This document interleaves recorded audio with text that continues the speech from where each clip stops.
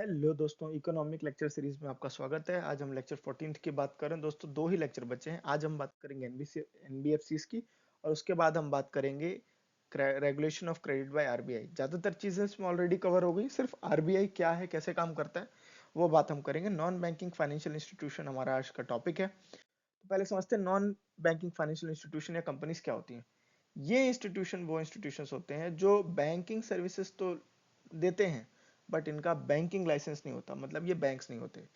अब ये क्या क्या हो सकते हैं? ये ट्रेडिशनल बैंक की तरह काम कर सकते हैं, lending, investing, trading, asset management, बाकी सारे काम करते हैं, बट ये बैंक नहीं होते। क्लियर है?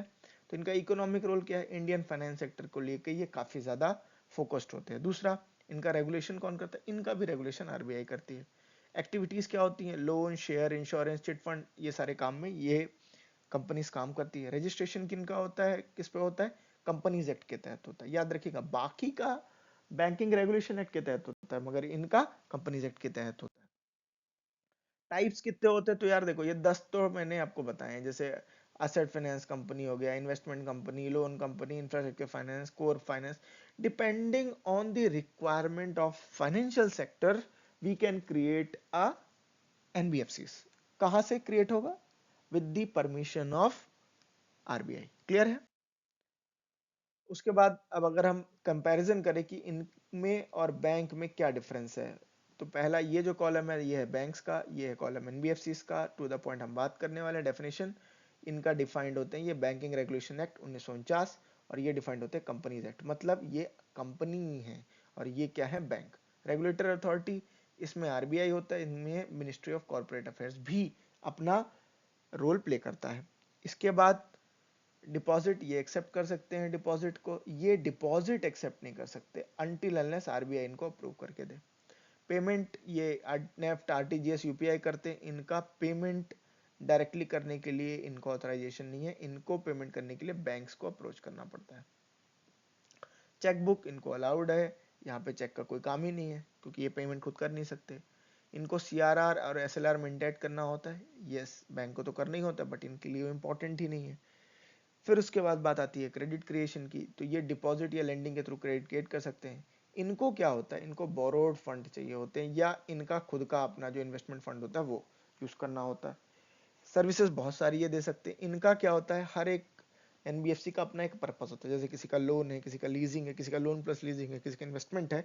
इस तरीके से ये बांटे जाते हैं। कस्टमर बेस इनका जनरल पब्लिक, ऑल सेक्टर्स होते हैं। इनका एमएसएमईज होते हैं, इनफॉर्मल सेक्टर होते हैं, रूरल एरियाज होते हैं, depending what kind of NBFC we are talking about. Risk profile, ये थोड़े ज्यादा स्टेबल होते हैं। रीजन इज क्योंकि इनके रेगुलेशन स्ट्रिक्टर है, इनमें ज्यादा रिस्क होता है। एग्जाम्पल, ये तो पता ही है, ये आपको मैं एडवांस बता देता हूँ।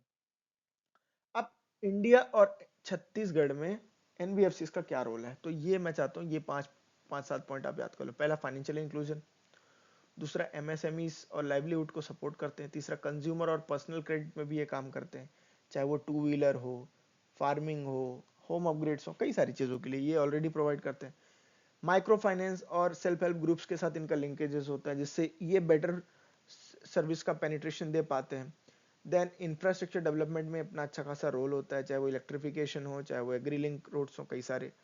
हाउस एंड असेट क्रिएशन में भी ये काम करते हैं, जैसे लो कॉस्ट होम ओनरशिप या urban rural transition zone banana. Most important, employment generation, they boost the employment, चाहे वो सेल्फ हो चाहे वो माइक्रो एंटरप्राइजेस के थ्रू हो। ये 7 हेड्स है। छत्तीसगढ़ या इंडिया दोनों के एस्पेक्ट में पूछा, आप ये डायरेक्टली आंसर यूज कर सकते हैं।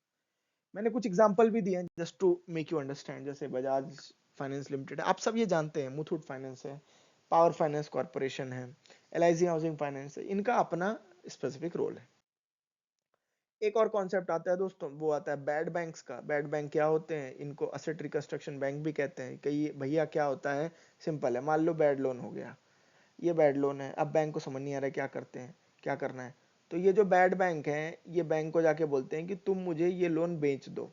अब मान लो ये लोन था 15,000 करोड़ का, ये उनको खरीद लेते हैं 6,000 करोड़ में। ठीक है? बाकी का जो जो जो इनका पास जो ये 6,000 करोड़ का इन्वेस्टमेंट है, ये जिस बंदे से लोन लिया गया है उससे 6,000 करोड़ से ज्यादा निकालने की कोशिश करते हैं। तो ये जनरली कोई बैंक नहीं है, इसका फोकस है resolution, restructure and recovery of bad loans. Clear है? इससे क्या फायदा होता है? बैंक्स के ऊपर जो डेट है वो क्लीन हो जाता है। 2021 में इंडियन गवर्नमेंट ने ये national asset reconstruction company limited बनाई। उसी के साथ साथ एक इंडियन डेट रेजोल्यूशन कंपनी बनाई और इनका करीब 2 लाख करोड़ का वर्थ था बैड बैंक को रिकवर करने का। और इसका असर क्या हुआ?